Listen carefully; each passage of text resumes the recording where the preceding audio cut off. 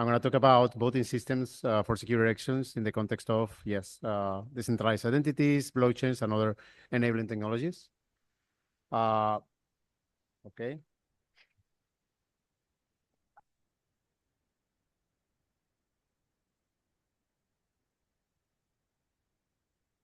So I'd like to start saying that, or make a distinction between voting and democracy, right? Voting doesn't guarantee democracy. There is a number of pillars for a true, fair democracy, as we can see here. And usually when we talk about e-democracy, the focus is on the act of voting, although the act of voting itself will not grant a full functioning democracy. And usually the democracy is considered, e-democracy, sorry, is considered desirable because improves the transparency, reduces the fraud, reduces the cost, and increases the efficiency of voting, right? And it's supposed to make to increase the democracy in our societies, although that's something I like to challenge a bit. So then what is the status in technology, right? This still holds true, right? This is a very old comic, but I think it really reflects the feeling from many people that have worked in the field of remote voting, digital votes, e-democracy, etc., right? Which basically is not only the technology that you need to trust for this to work, and that is what makes people a bit nervous around this topic. The common challenges, or when people approach the digital voting idea, the focus is always on three things, or most of the technical solutions and the technical approaches to voting or electronic voting move around security, privacy, and auditability, right? Making it more transparent, more auditable, reducing the fraud, making it secure and private, right? For obvious reasons. But these are, in my opinion, all known challenges for which we have plenty of solutions right now, right? So just to give you some summary, when it comes to security, right, there is a basic assumption that is that you need to have an identity, right? That is the basic assumption of all electronic voting systems. And you can make that identity self-sovereign. You can make it centralized. There are many models, right, to implement that in a country. But there is an underlying assumption that there is a government that is issuing these identities in a fair manner, right, to its citizens, right, that is granting the right to identity. Technology is not gonna grant that right. It could make that right more self-sovereign, right, with a decentralized model. But still, there are some trust assumptions on the government. Then security wallets, like we have in. Yes, Lord. Okay, like we can see in that is, I think we have some interference. So we have the EUD wallet, the European wallet, that's coming into effect in 2026 as an example of an enabler for every citizen to have a digital version of their identity. There are some electronic vote revocation mechanisms that have been developed over the years to reduce the chances of coercion in remote voting.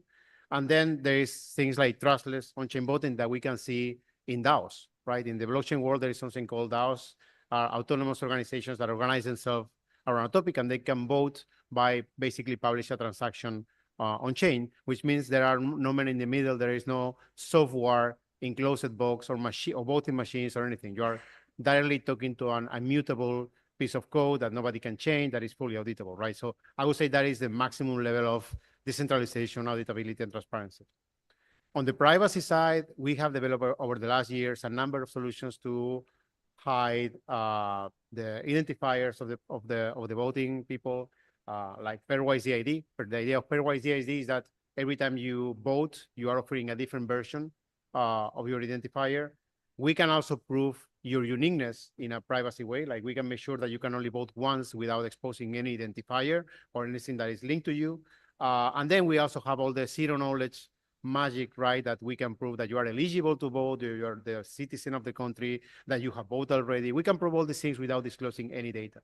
So the combination of different cryptographic primitives really creates a privacy chain of trust, right?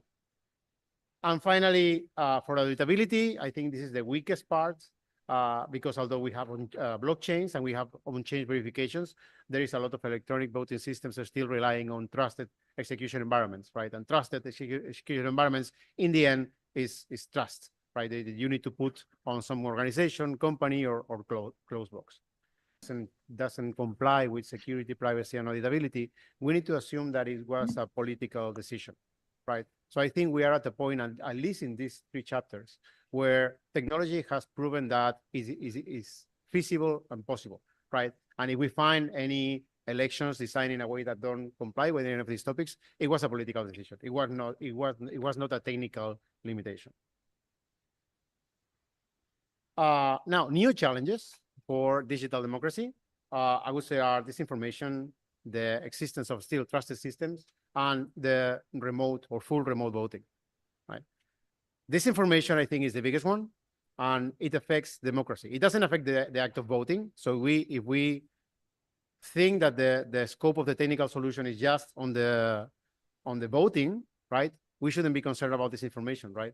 But I think we need to wonder what happens when we make voting so easy, so fast, and so cheap, right, in a world where disinformation has the ability to impact democracy so heavily. Then we also see a lot of trusted systems in a lot of elections and digital democracies, right, that they rely on voting machines, on closed box, on closed organizations or companies. And then the last one is going full remote, right? The idea that an election can be held fully digitally, fully remote, with any physical infrastructure, right? It's quite challenging, right? It's quite challenging because paper turned to be an amazing technology, and that is not that easy to replace. So I will explore some of the solutions for these new challenges.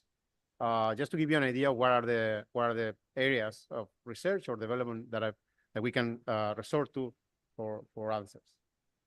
About this information, I think it has been said many times during this conference that I think we're going to move from a paradigm where we are going to be trusting the content to a new paradigm where we will trust only the source. Sorry. Right? So there's going to be a need for source verification, for source verifiability, traceability, right?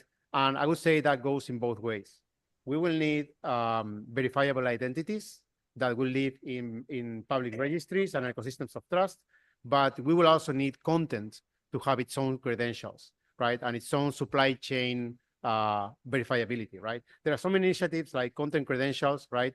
Led by the giants like Apple, Microsoft, Adobe, and all the press, right? They're working to provide verifiable credentials for content, but then that needs to go hand in hand with digital identity. So in the end, I should be able to look at a piece of content in the same way I look at a container coming from a ship, right? If a container comes in a ship, there's a full supply chain traceability, right, to an origin, right? And this is where we should be going, right? So if you're interested in the topic, I think these are some this is an interesting project to look for. For the next challenge, for the trusted systems, right, the solutions are the old traditional solutions. I think this is more a willingness or a political willingness to move in this direction and stop trusting in closed systems. Open source, open standards, of course, tons of them. Interoperability is always a challenge when you standardize, right? And I think in the identity, we have very strong problems with the interoperability, but I think also the European identity, the ADAS and EUDI is going to be a big player in the same way GDPR was standardizing data protection across the world. I think this new framework is going to standardize the identity stack across the world. Then there are some concepts that we can import from blockchain, like trustless by design, right? And trustless by design means that I don't need to trust anything. I can verify everything. We have verifiable data with signatures, CK. We have verifiable computation, like Jordi was presenting before, right? We have immutable contracts. We have all the elements to make the system trustless.